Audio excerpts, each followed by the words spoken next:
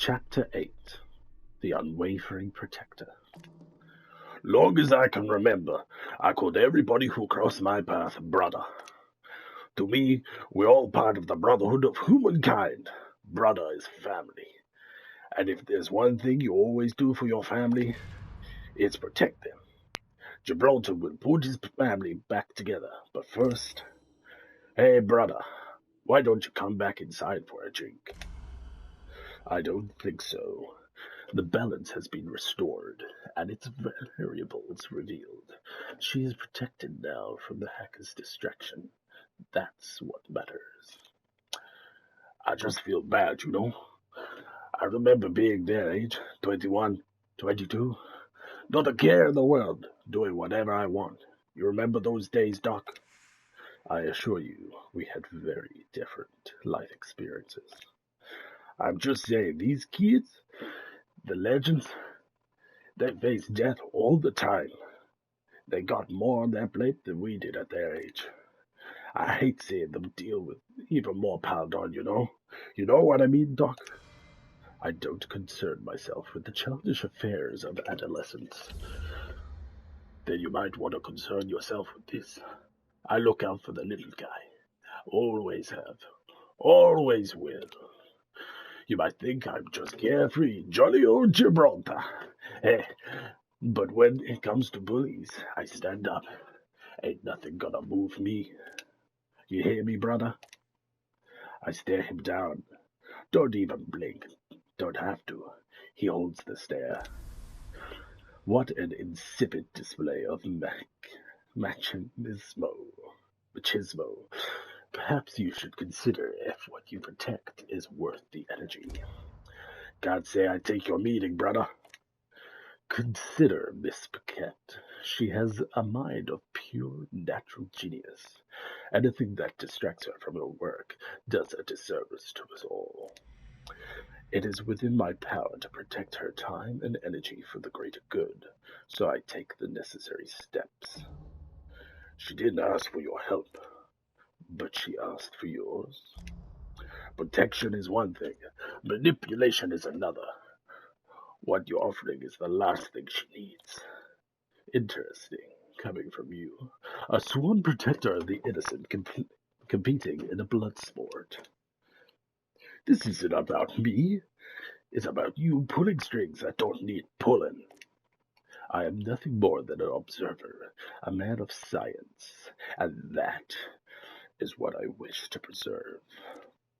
Crypto's influence on her had to be stopped, so that she may continue on her path to greatness.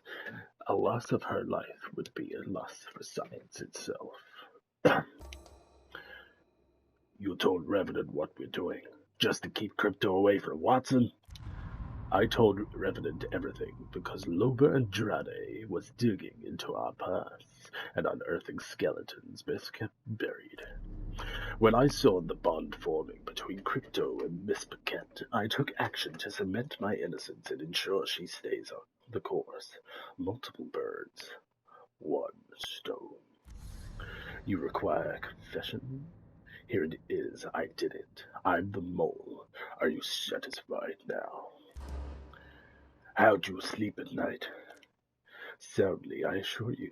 She stays focused on her work, and technology continues to progress. I'm sure you can appreciate that. A temporarily broken heart is a small price to pay. You're hurting innocent folks. Those who contribute less, who are less. You can try to protect them, but in the end they will fall, and you will be left with nothing. We're all worth something. Even you, brother. I know we're stronger together. Do you? Perhaps you should look at the evidence laid before you, rather than ascribe blindly to your own banal fantasies. The doc gets himself a bit too close for even my comfort. They're all gone, Gibraltar, of their own separate ways, alone with no one to protect them, and I hate being the bearer of tragedy, but they don't give a damn about each other. They never will.